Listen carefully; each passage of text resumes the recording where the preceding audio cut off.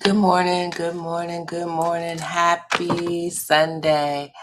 I don't know why I keep doing these lives without having my cup of coffee. But anyway, we are here.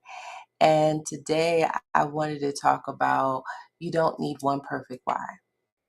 So I guess I'll start like when you go to the grocery store and you go buy groceries. Your first why is because you need food in the house, right? And then as you scroll down the aisles, depending on if you ate before you went to the store, you may notice you may pick up other things. And that why may be just as simple as because you want it. Or you realize your why that you picked up that thing from the grocery store could be because you forgot to put it on your list. Whatever the case may be, you went in the store to shop, and that one why may not have been just the reason, that it turned out to be a lot of other different reasons. So I said all that to say that when I became a traditional entrepreneur, my why was very simple. I became the worst employee ever after my layoff. And because of the domino effect that happened after layoff, where my credit score from 800 had went to probably, I don't even know if it even had a number, might have been zero, who knows. All the credit cards that I had that was zero balances with high limits were all maxed out and past due. And my house was at risk of foreclosure. So I became a traditional entrepreneur because I needed to start all over and rebuild. And I needed to do it where I had more control of my outcome than a boss, than an attendance policy, than traffic, than, and the list goes on. I needed to have that for myself.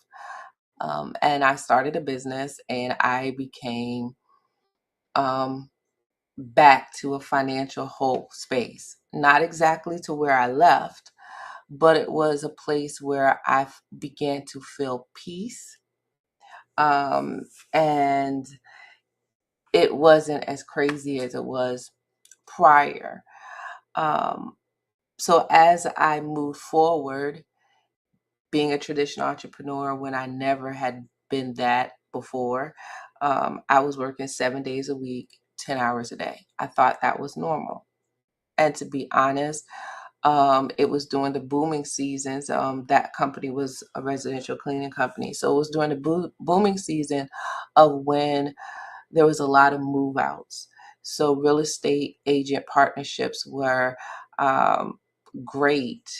And I was always working. And sometimes it was more than 10 hours a day. And life happened. Multiple different things within life.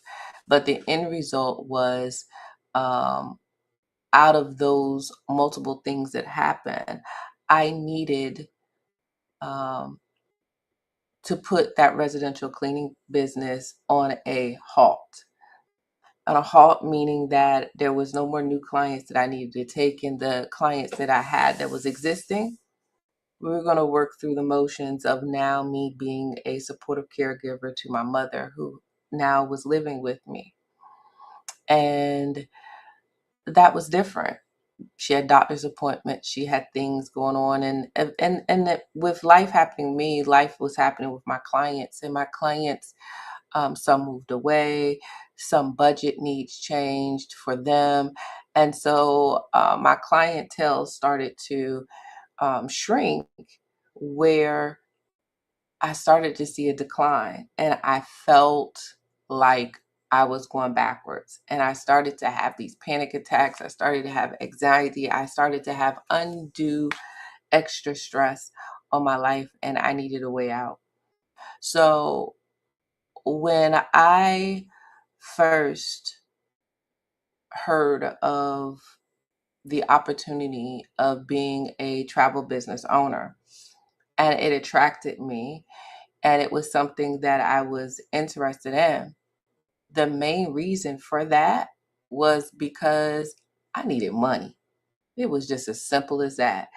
It was an opportunity that I could do something that didn't have quotas. So there wasn't going to be anybody breathing down my neck. It was something that could fit around my own schedule because I still had houses that I had to clean. I still had mother that I had to take to a doctor's appointments. I still had other things that was going on in my life that required my attention. So this was a way that I could put money in my bank account that could be flexible and didn't require so much attention from me. Um, and then I could work at my own pace. So I loved it. So that was the first reason that I wanted to do it, because I needed dinero. Okay. Then as time went on and I started to become more of a student of the business, I realized that the opportunity I had tapped into could be a form of insurance. And what I mean is there's a legacy component to it. So where I started my cleaning company thinking that I was going to be the next Molly Maid, I was going to have all these employees. I was going to be able to transition this business over to my kids. They were going to run it when I retire. That came to a halt because neither one of my daughters had any interest of running a cleaning business.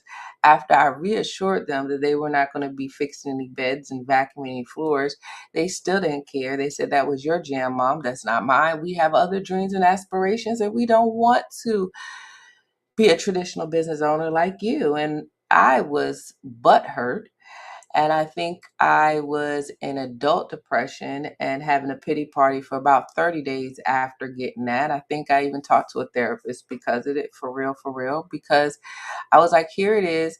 I finally became a traditional business owner, and that's what traditional business owners do. They pass their businesses on to someone else. And yeah, so that killed my dreams of hiring employees. That killed my dreams of leaving something for my kids.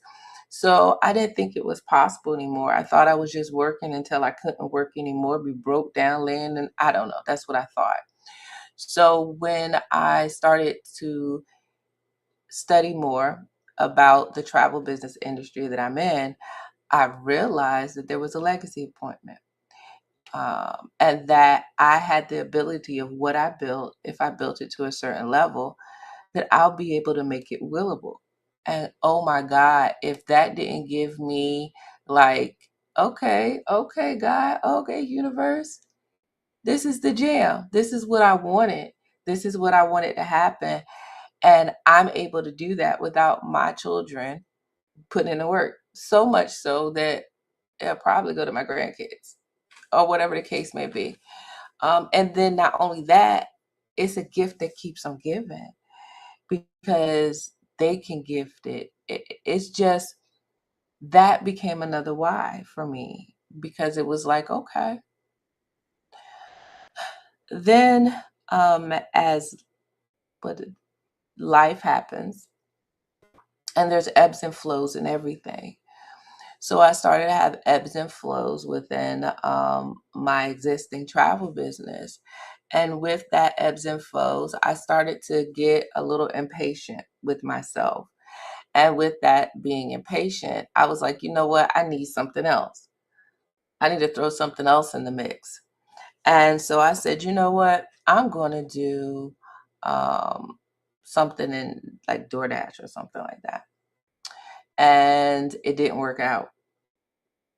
And part of the reason it didn't work out because when life happens, for me, after layoff, I also experienced a very traumatic experience for me. It's probably book worthy.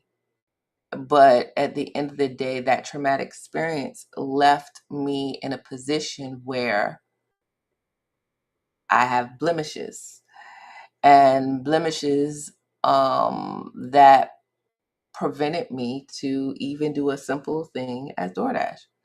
So then my why for this travel business became I don't have nothing else. I don't have any other backup plan. This is it, and you going to get it right. But to have a vehicle such as the travel business, that allows me to do so without any restrictions. Because some people with blemishes like that, they find themselves in minimum wage type of employment. This industry that I work in is almost a $15 trillion industry. There's two sides of the business. One side of the business had built out more than my grandkids are up, and Winter is acknowledging them this morning. $390 billion is one side, and the other one is, $390 million on one side and $6.5 billion on the other. Excuse me one second. Hey, grandbaby. You want to go downstairs? Okay, look, Yi's doing something. Look, Yi's on a meeting, okay?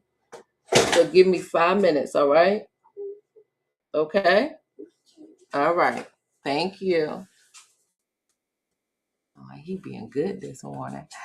The other thing that, so I told you that the company's one side $390 million and the other $6.5 billion. So there's money to be had in this industry. So I'm like, why leave?